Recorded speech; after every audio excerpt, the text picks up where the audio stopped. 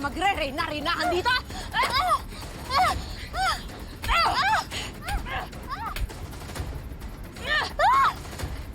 Babayaran mo lahat ng kasinungalingan mo!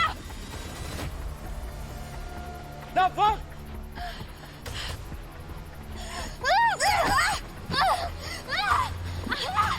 Love, okay ka lang?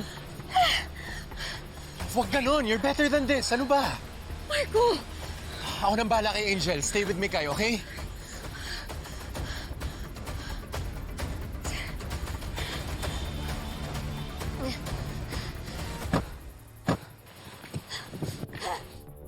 Kung gusto niya malate sa pagpunta sa langit, sundin niyo ako! Akin yung susi ng kotse! Akin! Diyan na kayo! Kayong lalapit sa akin!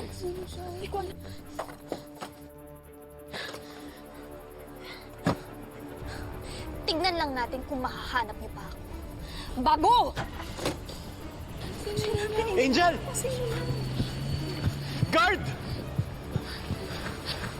Ano na yung kotse natin? Miss, kotse mo ba yun? Opo, kotse ko yun. Ninakaw niya eh.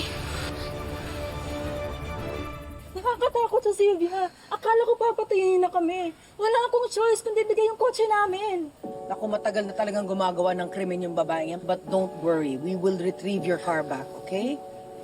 Ano po bang type at plate number ng kotse niyo?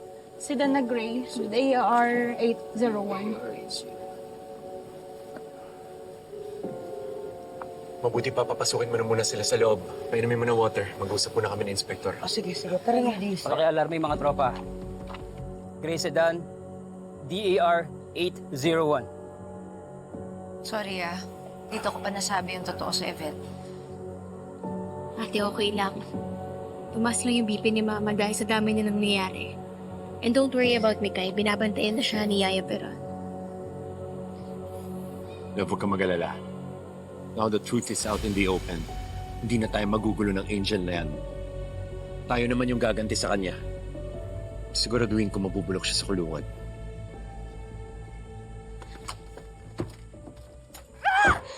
Buwisit sila! Pinagkaisaan nila ako! Nagkampiyan sila para sirain ako. Pati si Tita Sylvia at saka si Mikay alam na ang totoo!